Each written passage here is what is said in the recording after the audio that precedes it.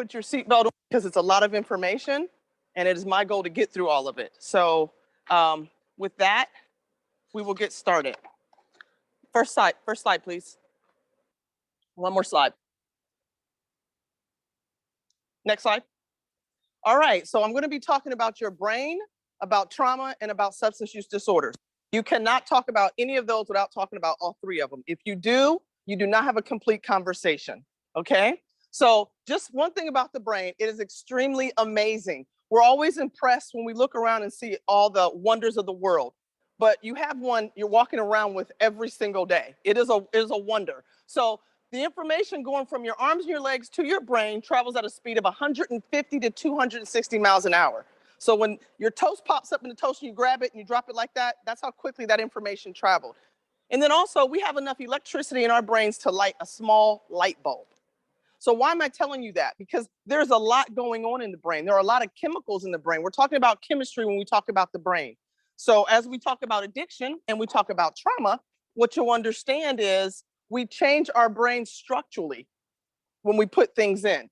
And we can also change our brain structurally just by what happens to us, even if not putting anything in, just by what happens to us. Next slide. So when people say, how can you help churches understand or get a better understanding of how to help this population? If you take nothing else from what I say today, I want you to remember this. Nobody wakes up one day and says, I can't wait to destroy my life by becoming addicted to drugs and losing everything in my life that has value to me. Nobody wakes up and says that. So if you can at least remember that as you're working with somebody that's struggling, it will go a long way because it'll put your job on the back burner. Next slide. So what is addiction? The Surgeon General says, his report, a chronic relapsing brain disease that is characterized by compulsive drug-seeking use and consequences and has potential for recurrence, relapse, and recovery. Compulsive drug-seeking. So now let's break that down just a little bit. When you think about compulsion, has anybody seen the experiment where you have the rat in the cage and he has an opportunity to hit the cocaine lever or he has an opportunity to get food and water, something that will sustain him and allow him to live? So some people say, well, why rats? Well, rats have similar structure in the brains that we have in the human brain. So that's the best thing to use to figure this out. So this rat has food and water and this rat has cocaine. And what does this rat do? This rat hits the lever, hits the lever, hits the lever, hits the lever. Hits the lever till when? He's dead. The rat hits the lever until he's dead, even though food and water is sitting there. So what does that tell you? That tells you that in the brain, what has happened is the brain believes that this cocaine is more sustainable and valuable and more important than food and water. So when we talk about compulsion, that's the compulsion we're talking about. That's what we're talking about. So and then has potential for recurrent relapse and recovery. So what does that mean? People can get well, and people can stay well, and people can also get well and relapse. You can't relapse unless the brain is telling you something different, right? That's where it's all coming from. So that's what I'm saying is so important as we talk about the brain. Next slide. So first of all, this brain disease, has been considered and talked about being identified as a pediatric illness. Why is that? Because 90% of the people who have a substance use disorder started in adolescence. So this disease is 100% preventable. So if it's in adolescence, then our goal should be as a nation to slow down or delay the use. So it impacts a developing brain. And if you could go to the next slide. What do I mean by that? Your brain is not fully developed until you're 25. And specifically the prefrontal cortex. This is our executive functioning. This is where we make decisions. This is where we problem solve. It's not fully developed until 25 years old. So if 90% of the people who have a substance use disorder are using and experimenting in adolescence, that means they're making a decision to use before the brain is fully developed. I mean, nobody knows what that means, right? I have a 20-year-old that still says stuff that I can't even believe what comes out of his mouth sometimes. And I have a 18-year-old, same thing. They do things that's like, what are you? This is not fully developed. So they still need us. They still need us. So they make a decision to use with this brain that's not fully developed, and then it begins to impact development of the brain, the chemical structure of the brain, how the neurons are developed, how they interact, how the messaging works. That's what they're putting the chemicals on top of.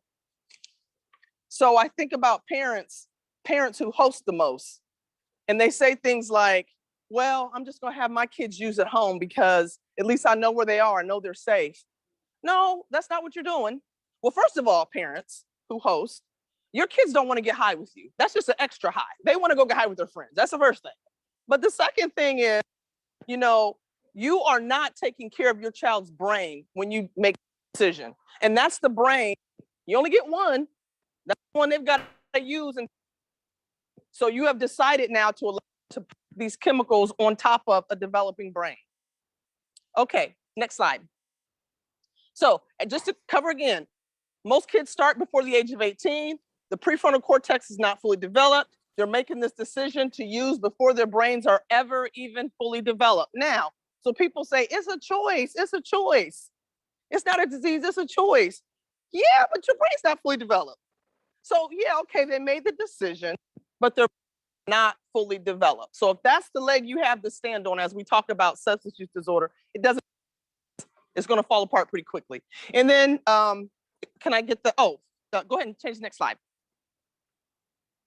So this next slide, genetics accounts for 50 to 60% of people that have developed a substance use disorder.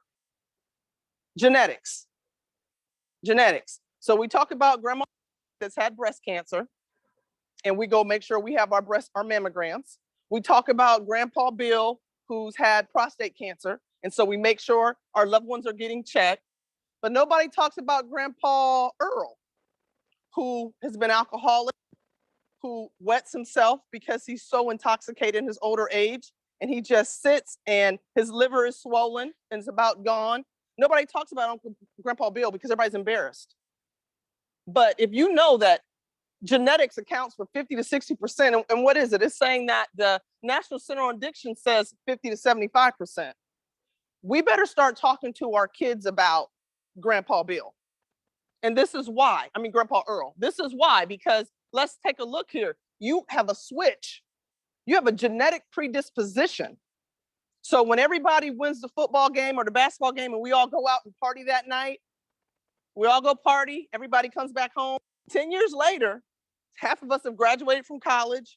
We have families, we've moved on, we've had careers. Can you look back and find a couple classmates that are still partying from that night? Yeah, because that 60% genetic predisposition. So they have the switch that was clicked on at that time before their brains were even fully developed. And now their is to decide their fate. 20% of its environment. So that means if you're sitting around people or family members or friends that have normalized it. I just something today that said United States has just reached the highest level where college students are smoking marijuana every day. And that's because we've normalized it. That's why we see that trend coming. So if you're around a place and you see it all the time, then your environment will likely influence you to think that it's okay and you don't recognize what you're doing. There are risk factors and protective factors, and I'll talk about those if we have time. I'll come back and talk about them. But if not, those are the things that we can use to help in this situation. And then 20% is idiopathic, and that just pretty much means they're not sure. They're not sure how we end up with this particular thing. Next slide. So risk factors, no family members, no history at all. You still have a 3.3 to 3% risk if no family members use it all. One family member, one parent, not grandpa, now we're talking about mom or dad, one parent, 20% risk, parents, and it to 30% risk. Has nothing to do with your gender, has nothing to do with your race, and it has nothing to do with how much money you have. This is a disease that does not discriminate. It takes us all. Next slide. This particular slide, I like to use this. I use it often because this is two 3-year-old brains. One of them has suffered extreme neglect and one of them has not. But I think what's real important about this slide is the extreme neglect. It's not that they didn't get food. It's not food and water. It's sensory. Nobody held them. Nobody looked into their little eyes. Nobody nurtured them. This is a kid that probably laid in the crib for 8 or 9 hours a day where you kind of toss the bottle in. This is a kid that may have had parents that are addicted and they're too high to go and check on the kid. It might be a mom that has postpartum and she's too depressed to take care of the baby. This is their brain. Now, you have no way of knowing that this is their brain unless you open up and look. So when these 2 little 3-year-olds come to preschool, and this small one here is not catching on as quickly or is daydreaming or is fidgety and is not tracking, what do we say? Oh, that's ADHD. It might not be. It might be trauma, because trauma changes the brain. So things can happen to us, how it enters our 5 senses, and impact the way our brains develop. That's not putting drugs on top of it, right? So if we understand that trauma can do this, I want you to stay with me because I'm talking about trauma, substance use disorder, and the brain. So we understand starting at age 3, this child's already behind, right? Already behind in terms of opportunities because their brain's not developing properly. Next slide. So an estimated 70% of adults in the United States have experienced a traumatic event at least once in their lives. 70%. I personally think is higher than that. I've been at McKinley Hall for 30 years and I don't think I've met a person with a true substance use disorder that did not have trauma. 20% of these people develop PTSD, and estimated 5% of Americans, more than 13 million people, have PTSD at any given time. 13 million people walking around with post-traumatic stress disorder. So I want you to think about that. And what is that like?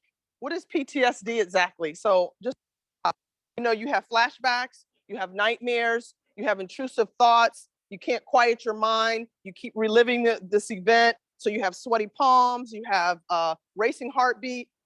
So when these things occur, it's miserable. You can't even when you try to go to sleep at night, here comes the trauma again. So why is it likely that somebody with trauma could end up using substances? It numbs you. It numbs your emotions. It gives you a little bit of relief from your brain replaying this thing over and over and over. Okay, so next slide. Trauma, just some more data about trauma. 75% of women who report a substance use disorder report having experienced trauma. Trauma changes the brain just like substances do. 1 in 4 children and adolescents in the United States experiences at least one potentially traumatic event before the age of 16. In the national survey of adolescent teens who had experienced physical or sexual assault, they were 3 times more likely to report past or current substance use without a history of than those without a history of trauma. 3 times more likely to report substance abuse than people that had not had, than adolescents that had not had trauma. That tells us youth are using also to medicate certain emotions that are going on. Next slide, please. More data. More than 13% of 17-year-olds, that's 1 in 8, have experienced PTSD at some point. 1 in 5 American adolescents between the ages of 12 and 17 engages in abusive or problematic use of drugs. And then the survey also said that kids that were receiving substance abuse, 70% of them have reported exposure. Next slide. So there's 3 types of trauma. You have acute trauma. This is one single stressful event. It could be 9/11.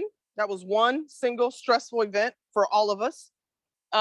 There could be a car accident. It could be severe enough that someone died or someone was severely injured. So that's acute. Chronic would be, it's repeated, it's prolonged exposure. It keeps happening. This could be a little girl that's molested by a family member from age 5 to age 10. This could be racism, growing up in a world where you're experiencing microaggressions all the time. And then there's complex trauma.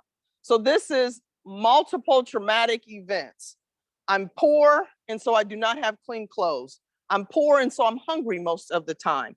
Because I'm hungry, I go to school, I cannot concentrate, I can't focus. My teacher picks on me in front of other people, so I'm embarrassed and humiliated. When I go home, my dad's alcoholic and he's putting his hands on family members. These are chronic, it's constant. You can't get away from this complex trauma that you're experiencing every day. So you think about some families that say, it's not okay to feel, it's not okay to talk about what you're feeling, it's not okay to take anything out of this house. So you think about what some of our kids are experiencing when they don't have an outlet. Next slide, please. Sources of trauma. I put this up here because sometimes we think we know the big sources of trauma because most of us think about sexual abuse, physical abuse. Poverty is a huge trauma. Poverty is traumatic. Poverty is a lifelong, for a child growing up, is significant. It's traumatic for an adult that's experiencing it. When you don't know how you're gonna pay rent tomorrow, and you and your kids could be on the street. During this pandemic, look at the state of Clark County. We have 400 and something homeless women, children, and men right now in our community. Bullying. Parents, pay attention. If your kid hates school, what is going on? Bullying is a form of trauma. It's traumatic for people. Abandonment, we all know that, but what about the messy divorces? When you have an opportunity to prevent your divorce from traumatizing your child by working together. And also death. Death is a form of abandonment. We don't mean to die, but you're still abandoning, your child is still being abandoned, or your grandchild. Mental illness of a parent or a sibling, racism, microaggressions, any kind of long-term illness, homelessness, witnessing violence. Growing up in a neighborhood where you're constantly seeing guns or hearing gunshots, or you turn on the news and you keep hearing who got shot and you somehow are connected 10 people away. That is traumatic to continue to hear that. And I'm going to talk about what happens in the brain when we're experiencing trauma like this.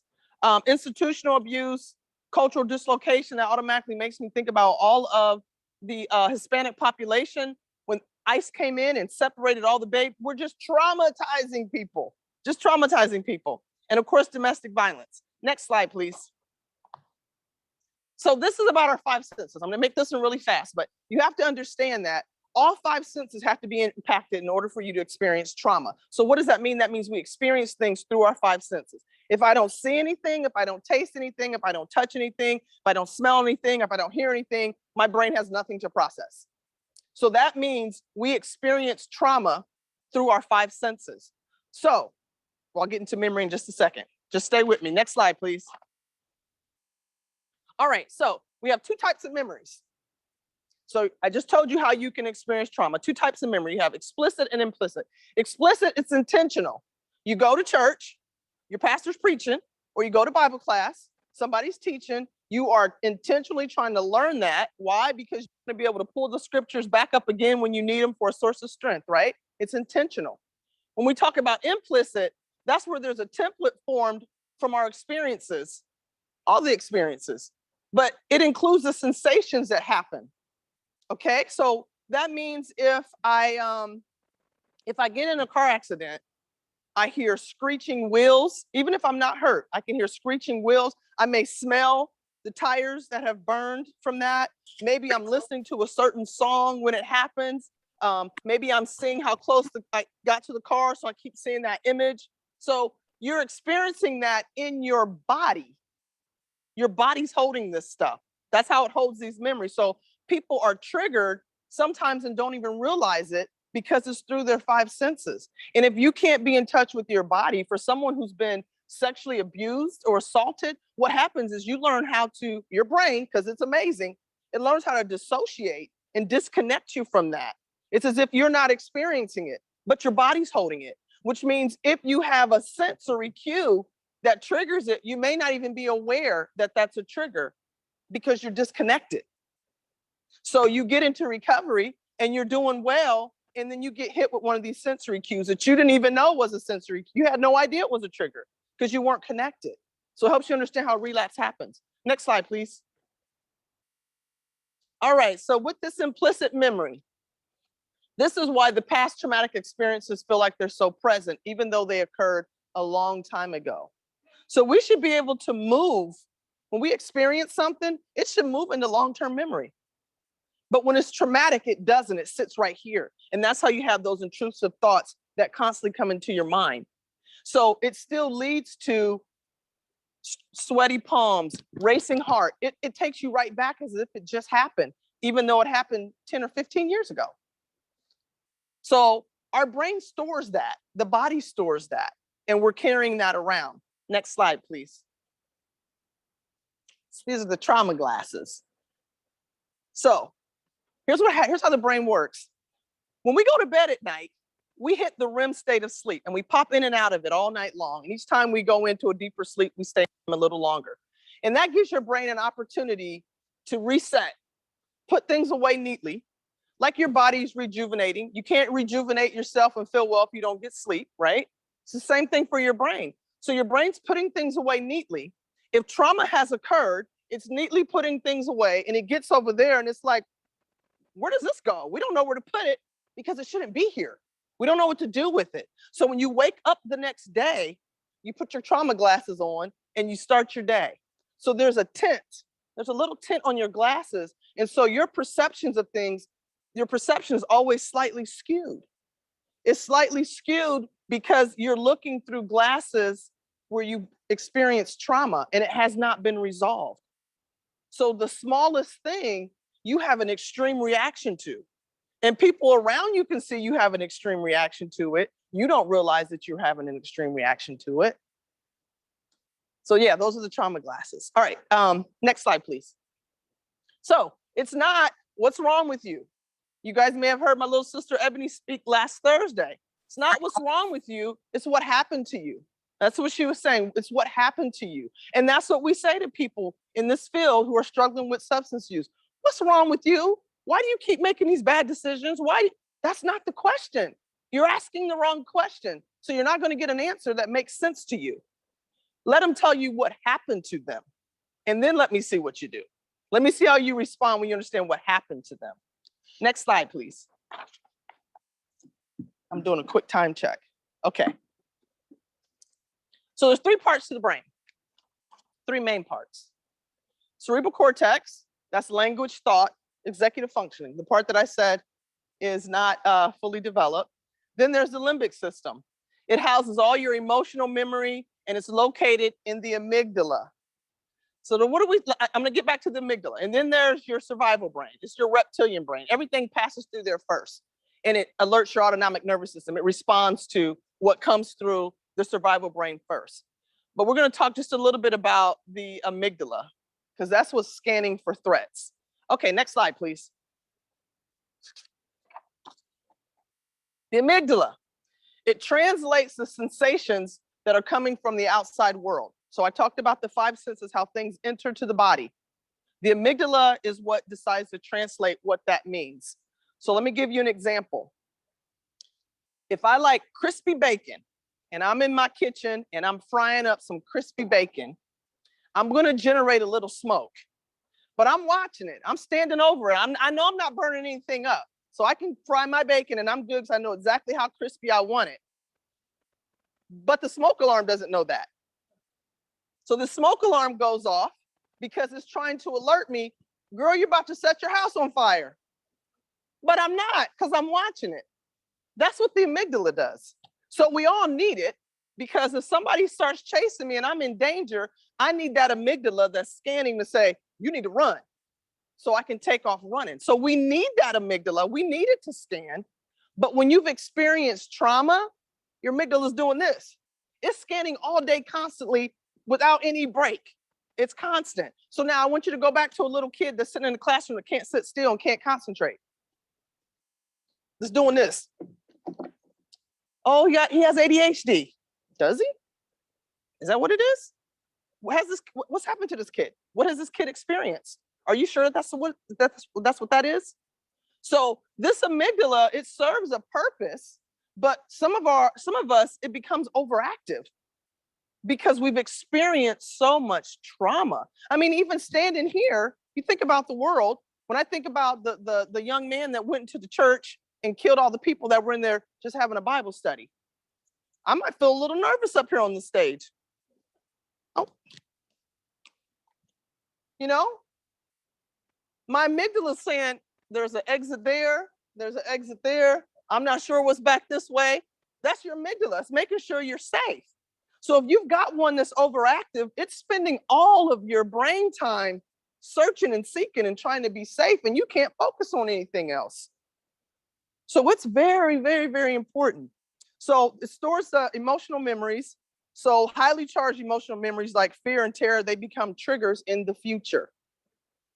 So that amygdala is alerted. Now, the interesting thing about the amygdala is, as long as I sense it and I can calm myself down enough so that it gets to my cortex and I can evaluate it, then I can say, you're good. Like my smoke detector. Turn it off. You're good. I'm watching my bacon. I'm okay. But if it can't get to the executive functioning where you can say I'm good, then you're responding to that all day long, every day. You wouldn't want to put some dope on top of that? All right, next slide. So that amygdala says fight, flight, or freeze. That's the message it tells us. Those are all of our amygdala. There's two of them, amygdalae. They look like little almond shapes in the brain. They respond the same way. Fight, flight, or freeze. That's what we have. And so this is how you're spending your day, trying to figure out if you're safe, if you can function, if you can focus on this and be safe over here. And this includes food insecurity. Fight, flight, or freeze is included if my belly's not full and I don't have food, if I don't have shelter, that kicks in. Next slide. So how is this supposed to go? A threat enters some kind of way. The amygdala looking around and it's trying to decide what we need to do. One or two things can happen. It drops down and we go into flight, or freeze, and then we're just immobilized and we can't function. Or we're able to calm ourselves enough so that it can get over to the cortex and it says, hey, it's a false alarm, you're good. Carry on and continue your behavior. That's what we're trying to figure out all day long as we're moving through life, each day. Okay, next slide. So neurotransmitters, what are they? I don't know, I'm not a brain scientist. But I can tell you, we got about 60 of them, and they continue to find new ones. And they're part of what lights the brain up, okay? So they are important. If you have imbalances in them, they result in different types of mental health conditions. So if you have an imbalance in serotonin, you are probably somebody that struggles with depression or eating disorder. If you have an imbalance in dopamine, you could be struggling with schizophrenia. Norepinephrine, anxiety or depression, glutamate, OCD and PTSD, and GABA, maybe anxiety and panic. So it's important to try to understand that we do need a balance in the brain. And the brain's goal is to constantly try to find balance. But we go and get into stuff that it can't maintain a balance, right? But that's what it's trying to do. When I talked about when we go to sleep at night, the brain's goal, like if you shave your head, what does your hair do? It grows back because that's the function of hair. It just grows back. That's all it does, right? So that the brain's function, it's trying to stay positive and move forward. It wants you to wake up, appreciate the day, enjoy the day, look forward to challenges, be curious and explore, have great friendships. That's the normal progression of the brain, unless you put trauma on it. Then it's like you've seized it and it's having a hard time because you've got the trauma glasses on. So the brain is constantly trying to find balance. So why do psychiatrists prescribe the medications? They're trying to get some balance in there. For whatever reason that you have a chemical imbalance, it's trying to find some balance. Next slide, please. So I stole this slide from someone. So I don't have a source for it. I got it from, I believe, Tracy Studi with the MHR board. But this talks about elevated dopamine levels. When people were saying, why in the world are all these people, why do they keep using this heroin? So there are things that we can do to spike our dopamine levels. I can eat a hot fudge cake and my dopamine levels are going to spike, right? So if you eat, it's about a 50% spike. The body's saying, yeah, this is good. Let's do this again. And that's what happens when we release all that dopamine. When all that dopamine gets released in your brain is saying, let's do that one again. All right? So that tells us probably why the sex spike is 100%. Smoking cigarettes, that's a hard habit for people to break. It spikes 100%.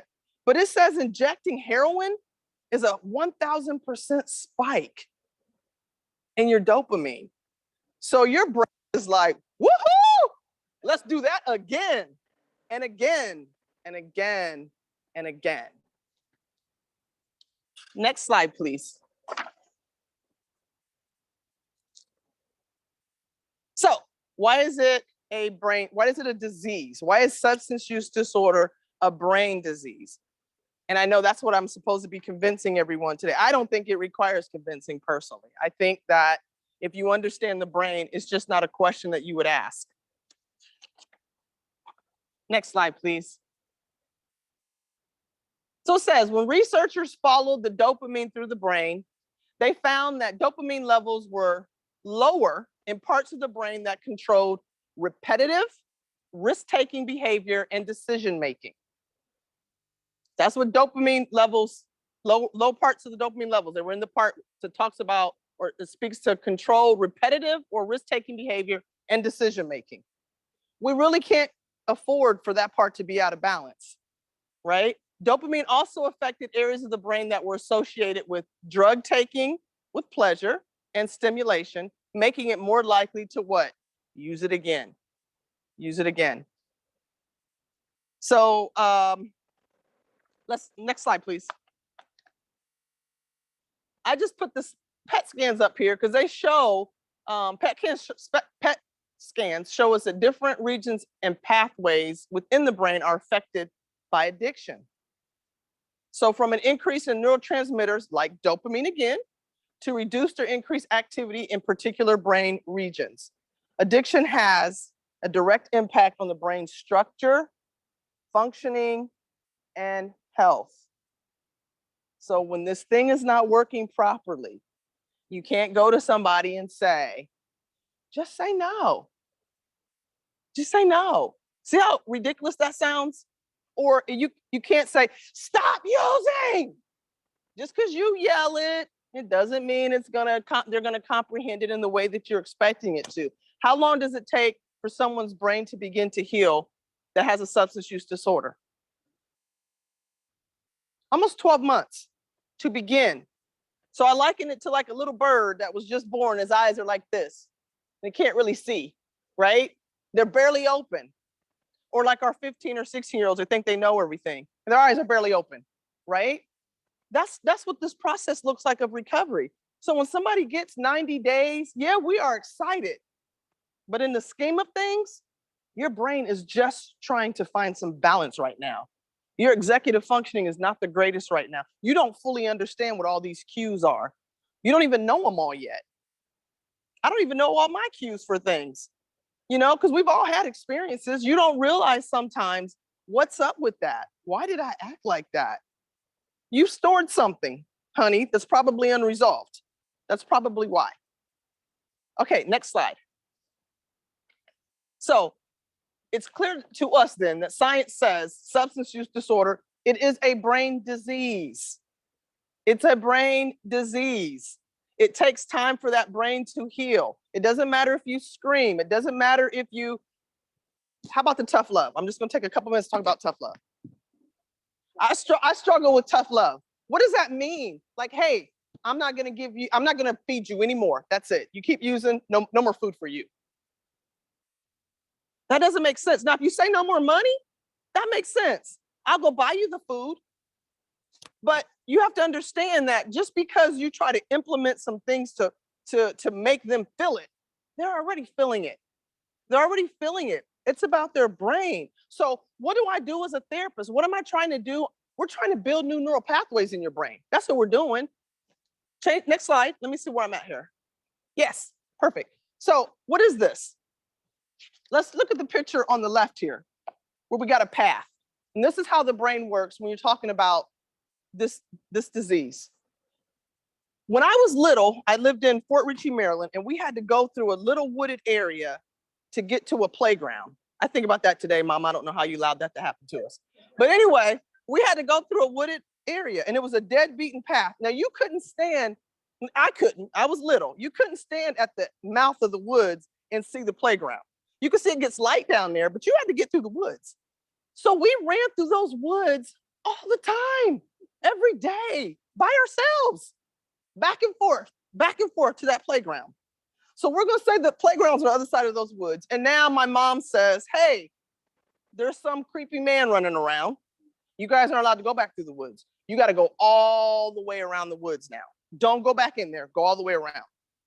So now, as I go around instead of through, if you look at my picture here on the right, you can see the leaves kind of covering. That's how the brain works with this addiction. That's how the brain works with a substance use disorder. So the path that I was taking, things that trigger me, they light up a neural pathway in my brain.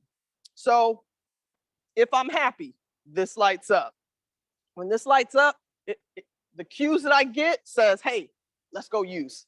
The brain is saying, let's go do that. We're happy, let's go do that. I could be sad. That pathway can still light up. So what has happened in the brain and the way this works with the addiction, this neural pathway or several different neural pathways, they light up without your permission. You don't say, hey, I want you to light up so that I go and steal my mom's car and go rob someplace and get some heroin. That's not what happens. It doesn't have your permission whether or not it's going to light up. It's lighting up.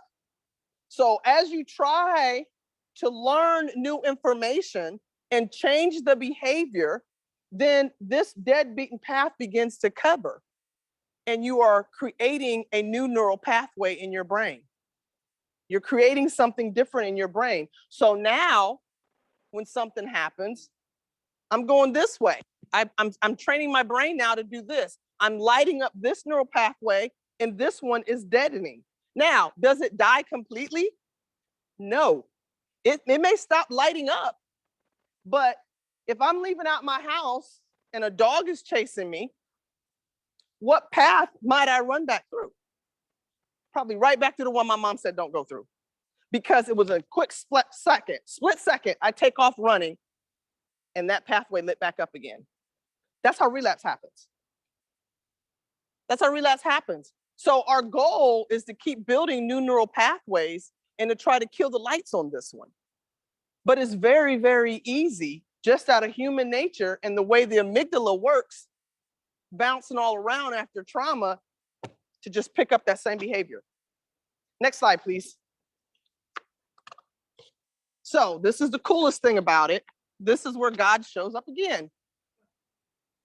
Over time, the brain develops these pathways I just talked about. These are neural pathways. So anytime we learn new information, and we learn new information by paying attention to things. That's why if you learn how to do meditation and deep breathing, it's so effective for your system, because you can't pay attention to more than one thing at a time. Our brains can't do that. We can multitask, but you can't pay attention to more than one thing at a time. So when you learn how to just focus on just breathing, it's why they tell people that when they're pregnant and they're delivering a baby. They say just breathe. They shouldn't be saying they should say pay attention to your breathing. They say just breathe. It makes us mad. It made me mad. So the deal is this: the human brain, it continues to create new neurons and form new neural pathways throughout the entire lifespan. So when we say, oh, you can't teach your old dog new tricks, yes, you can. You actually can. You can't teach your old dog new tricks. So the way the brain works is that we can continue to grow, we can continue to learn, and we can continue to build new neural pathways in our brains. Next slide, please. This is my shameless plug. I think I have 3 minutes. Next slide. So I work at McKinley Hall. I've been there for about 29 years, almost 30. And I just want to talk about some of the services we do. Sometimes we're trying to figure out, where do we send loved ones when something is going on, when they're struggling with substance use disorders. And I'm just going to tell you some of the main things you have to think about. Therapy is great. I love doing therapy. So I opened a private practice. I love it. But when people have a large number of resources that they need, like housing, So in my private practice, these are people that typically come on their own. They're already stably housed. They're already working. People that I see at McKinley Hall, they're not. So I want to sit down and do therapy with you and you don't know where you're going to lay your head tonight. Doesn't make any sense. I want to sit down and talk about your childhood trauma and what has happened to you, and you're hungry. Or when you get home, you've got to deal with this guy that keeps putting his hands on you. It's not effective. So if all they're talking about is just talk therapy and maybe a pill. So when I think about the opioid epidemic, yes, Suboxone it's helpful, but it's probably about 10% of the solution. Because based on everything I just shared with you all, and you understand the trauma and the brain, then you know a pill is not gonna do anything. It might reduce your cravings so that you can begin to work on those issues, but just going to get a pill, it's not gonna cut it. And I've seen it time and time again. We've been doing medication-assisted treatment at McKinley Hall since 2005.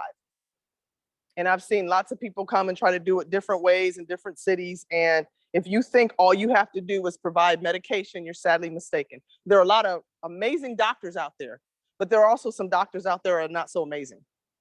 And when you're dealing with this population, it's not just medicine. Yes, it's a disease. Yes, it's a brain disease, but medicine in and of itself is not going to develop the new neural pathways. It's not. So we offer a host of services that are clinical.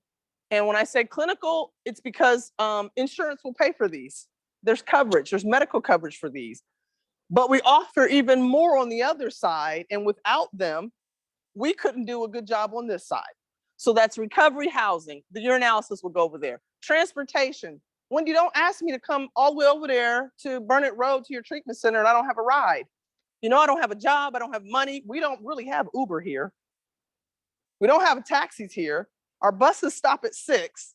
Don't ask me to do something I can't do unless you're going to come pick me up.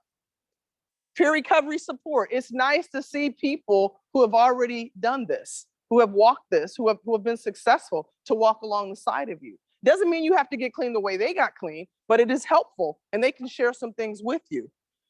We do a Narcan distribution, a quick response team. We do child watch on site. Wendy, I don't have a babysitter. Bring your baby. That's not going to be a barrier. We're going to work through that. Needle exchange program. This was a really big deal when we had the needle exchange program. People are like, why are you giving people syringes to go break the law and you know what they're going to do with them? Well, because we're collecting the ones that are contaminated so that they don't go into our playgrounds, into our public restrooms, and so that we don't continue to pass things back and forth. Because I don't know how many of you guys know, but Clark County was experiencing a syphilis outbreak not too long ago. These people who are struggling with substance use disorder, they do get clean at some point. He might get well and want to marry your daughter. We might want to figure out how to get contaminated needles off our streets. So that's why we do it. But that's not the only reason we do it. We also do the syringe exchange program because it gives us an opportunity, number one, to test. We can do pregnancy testing, STD testing. So we do this in collaboration with our department. And it's important because we also provide food boxes. Second Harvest is there. That's how we give food boxes out. So what can you do to get people to trust you and to understand that you're not trying to judge them? We're trying to meet you where you are so that we can get you to a place where you're going to be okay, where life is good for you. That's the goal. So that's why we do a syringe exchange program. It's not because we want to keep putting needles on the streets. And you also have access to treatment. So again, the goal too there is, hey, what do you need? What is the barrier? What's keeping you from going to treatment? What can we do to help get you there? And then making sure you have treatment available when they are ready. And then we have a safe house. And the safe house is just designed to help people that don't have a place to go. They have already done, they've detoxed, they've done withdrawal management. They're good to go, but if you send them back home, you're going to waste that hospital detox that they just did because it's not a safe place. We'll keep you here. It's staffed 24/7. There's food. We take you to meetings. We get you started in group counseling until we can get you to a residential site. So that's the safe house. And next slide. All right, and I have like 8 minutes for questions, if there are any. I know that was a fast ride. It was a lot of information, but I was determined to get it all in 50 minutes. That was awesome. Thank you so much. Wow. We don't have questions in the chat itself, Okay. but they may come up yet. We're watching it. But if anyone would like to ask one from the in-person over here with Meredith. I think you want to. Okay, I'll repeat it.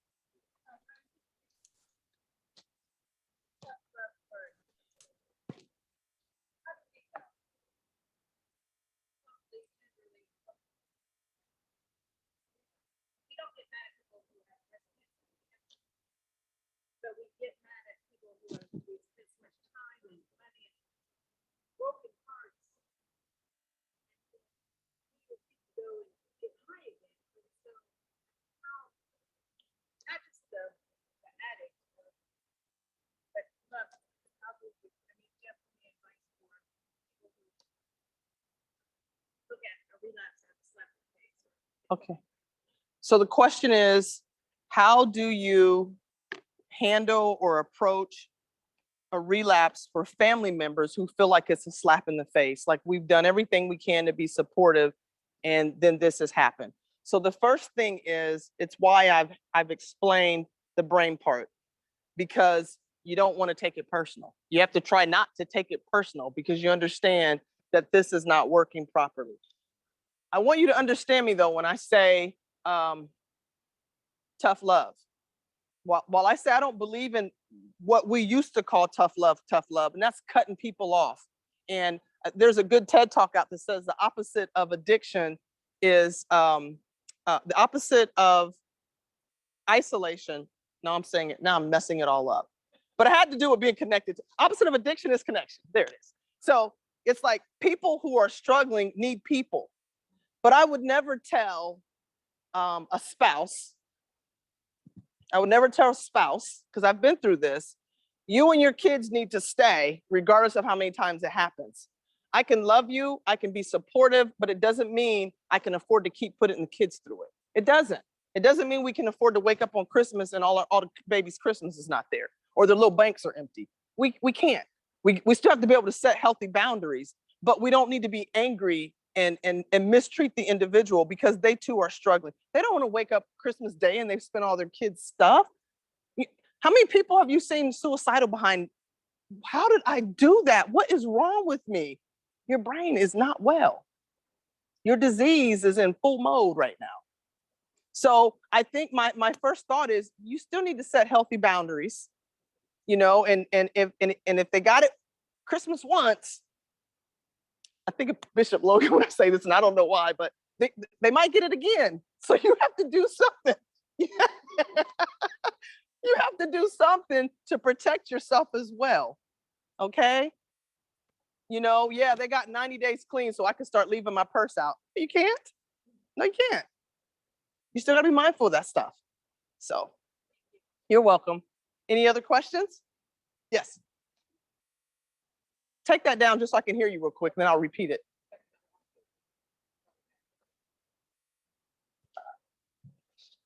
When families are looking for facilities to place their loved ones, what are some of the things that they should be looking for? Because we all know all facilities are not the same. Okay, so the question was when families are looking for a facility for family members, what are some of the things you should be looking for since all facilities are not the same? So the slide I had a couple minutes ago is a big deal. Do these organizations have wraparound services? Don't tell me you're going to give my loved one a medication and they're homeless. Because that we all know that that's not going to work. They're going to take the medication, they're going to go sell it, and they're going to go use because they're still living in trauma at that point. So I think you need to look at the qualifications of the therapist. I think you need to look at the longevity of the organization. I think you need to find out what is that organization's approach to dealing with people. Does the organization have a tough love approach? Something that should have been gone years ago? Does the organization understand it as a disease and that's how they speak of it, as a disease? Are the services offered beneficial to them? What are the groups about? How well do they connect? The most important piece of a therapeutic relationship of someone getting well, it's the relationship. It's that therapeutic relationship with your therapist. You're not going to tell them anything if you don't trust them. So I think you can go in, and these are some of the things that you can learn. But on a like a website level, I would say you want to make sure that they're accredited. But nowadays, I'll tell you, it's not that hard to get accredited, folks. It's not. So I think you need to look at, again, go in, get a feel for it. What do they offer? When you finish residential treatment somewhere, where does my loved one go? What do you guys do? What's your full continuum? And that's a community problem. Are you able to serve somebody from the moment they walk in and they're in withdrawal all the way through recovery housing and a job? Or once they finish your program, do you send them back out and you just wasted $10,000? Oh, that's my time. So that becomes the question. Those are the things that you are looking for. I don't know if you had anything specific around that.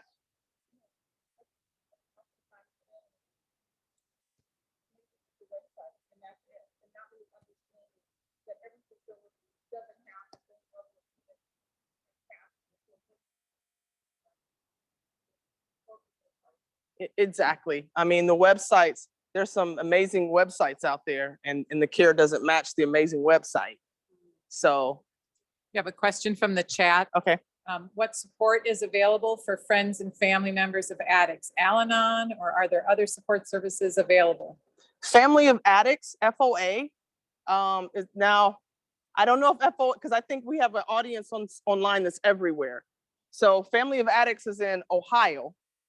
It may not be in other states yet, but other states have similar organizations for parents who are dealing with a child, for wives and husbands who are dealing with their spouses.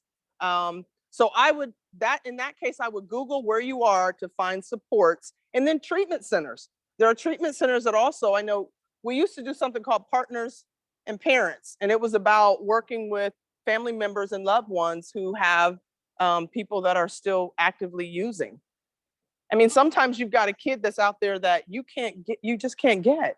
I mean, in Springfield, when I drive down Plum or I drive down Main and I see those ladies walking around out there, that's somebody's baby, and you can't get them off. You don't have the ability to just drag them off the street. You do need support. And so most communities have something where they're able to at least give you a place to have some support, to talk about it and relate to other moms or dads that have gone through it. I'd like to ask a question. When you talk about 50% or something of the genetic component, sometimes it can almost feel inevitable, like, well, I'm down that path, I don't have a chance. So can you speak to what we can do in families where there is a history of addiction and substance use disorder to, kind of put the weight in favor versus having that control everything? Absolutely. So the genetic predisposition is so high. Those numbers are so high.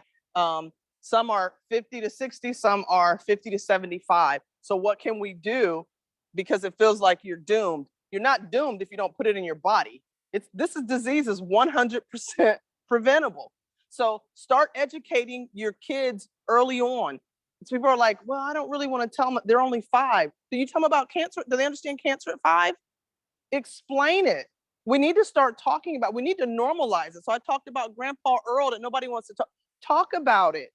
Help your kids understand the brain. I always say, I was a Dr. Seuss kid. So that book, Hand, Fingers, Thumb, Dum Diddy Dum Diddy Dum Dum Dum. I don't ask me, I still remember it. I don't know, I do. But the thing is, why was I learning that and not about the brain? What is that? I mean, I just feel like we need to start taking time to understand this disease. Stop the foolish debate about, no, it's a choice. That when they get ready, when they hit rock bottom is death for some people. Do you want your loved one to hit that rock bottom? No, there's ways to intervene, but people have so much shame because of the way we view the illness. Matter of fact, I was using addiction in my slides, but we're really trying to call it substance use disorder to try to stay away from it because the stigma is huge around that word. So it's about education, I think, making sure they understand what it is. And hey, you have a light switch. Your grandfather, your grandmother, both sides of your family, if you touch it before you're 25, it might not turn out for you. Might not turn out so well. You might not be able to acquire the dreams that you had in mind. Teach it. When we know parents are hosting, tell on them. Because all of us do, probably, I think. That's not okay. You know, I have a friend whose son got caught up in that from somebody's parents hosting. You don't have a right to put those chemicals on somebody else's kid's brain.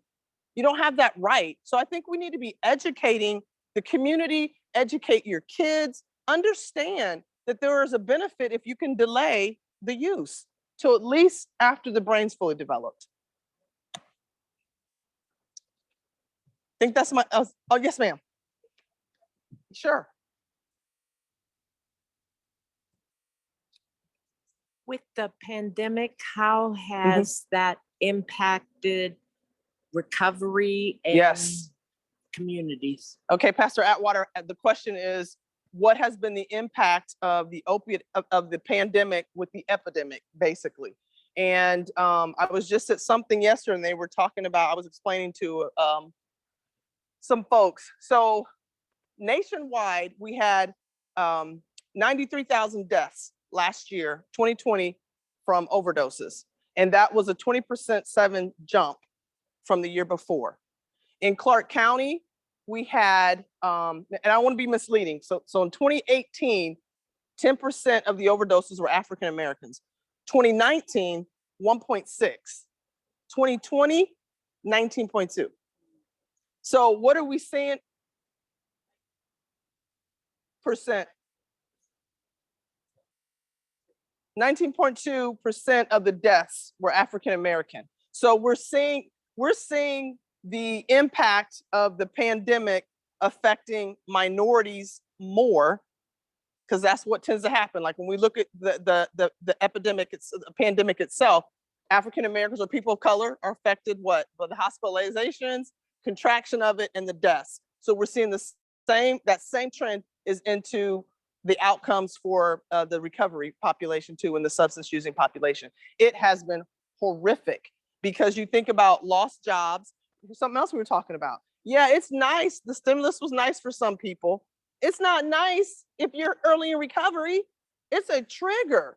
So we had so many people that were in residential treatment and their check comes and they are gone. Their brain, that pathway is so lit up, it doesn't matter what you say, I'm out of here. I've got $14,000 sitting somewhere. I've got, $6,000 sitting somewhere. I'm about to go use. I'm out. And that's what we were seeing happening, when we were getting these stimulus checks. So yes, they need them, but they can't manage that. And nobody thought about that. Nobody thought about that. So it was payday for people with substance use disorders that were not stable.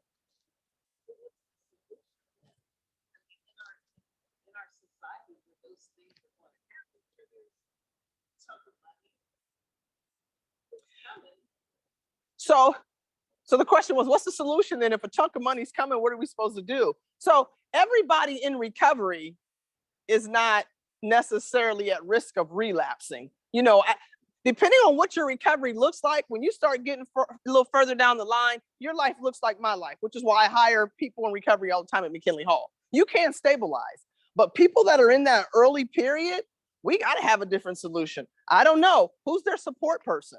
Do they have a support person? Can that person help manage it? I don't know. But what I do know is what we did was not good.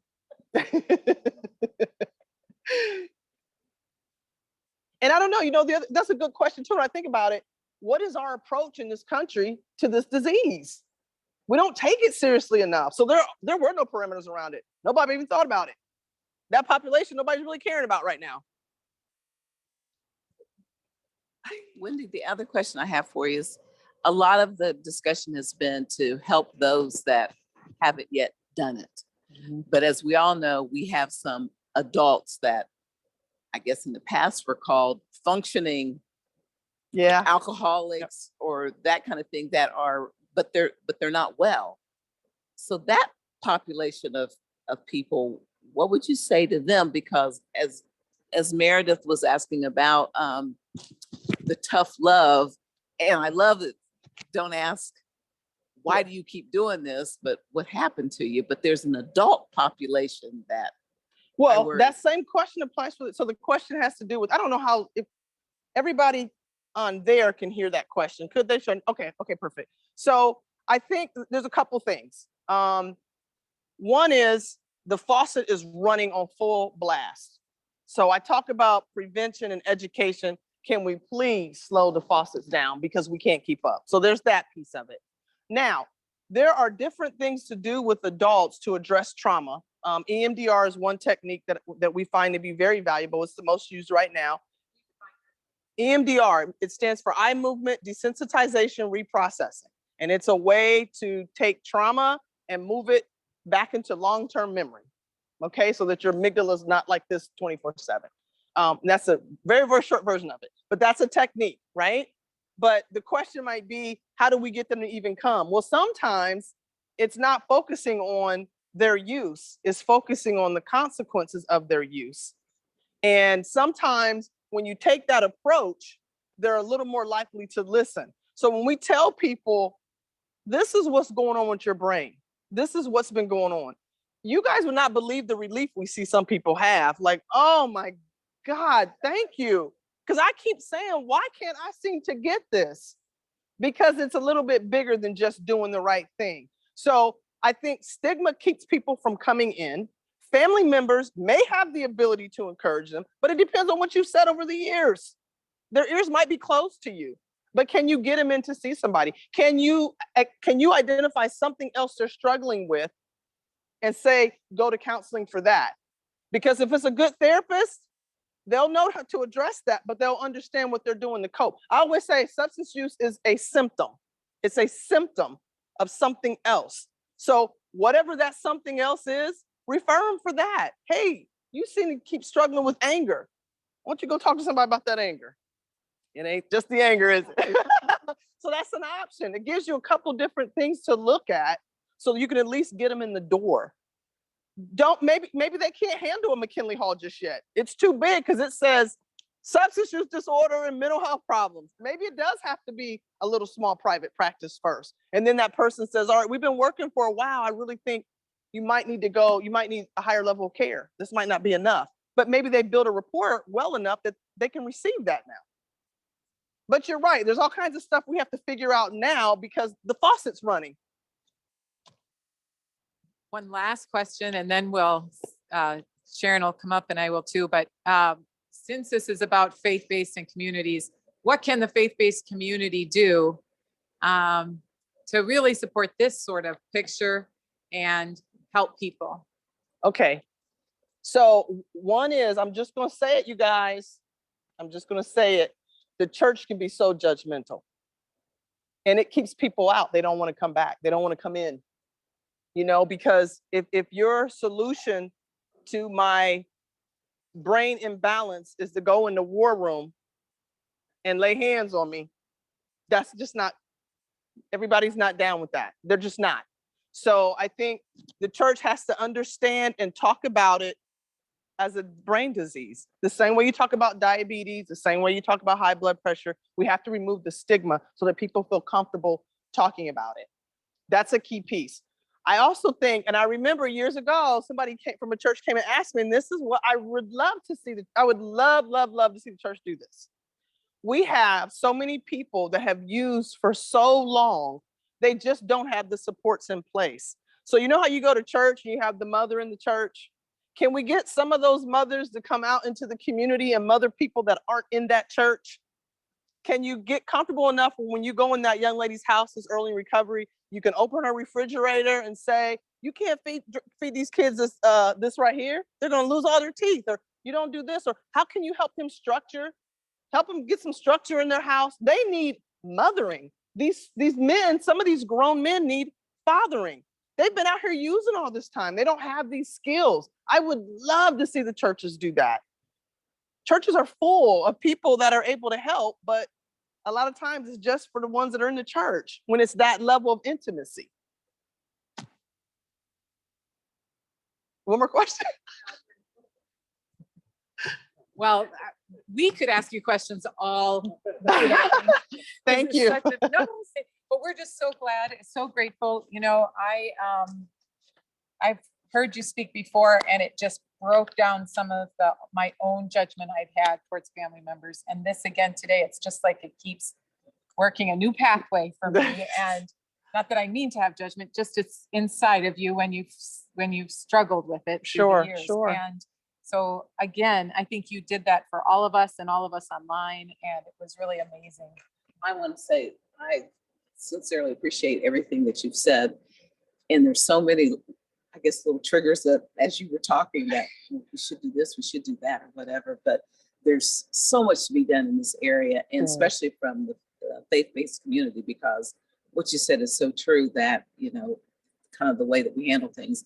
Here at Greater Grace, we definitely believe in the power of prayer, but we also know that sometimes they need so much, there's so much more that, Absolutely. that wisdom says, call Wendy Doolittle and get some more help with this one. But we sincerely appreciate you being here today and hope that everybody that was involved really benefited from what you had to say. So thank you very much. Thank you for having me. Thank you.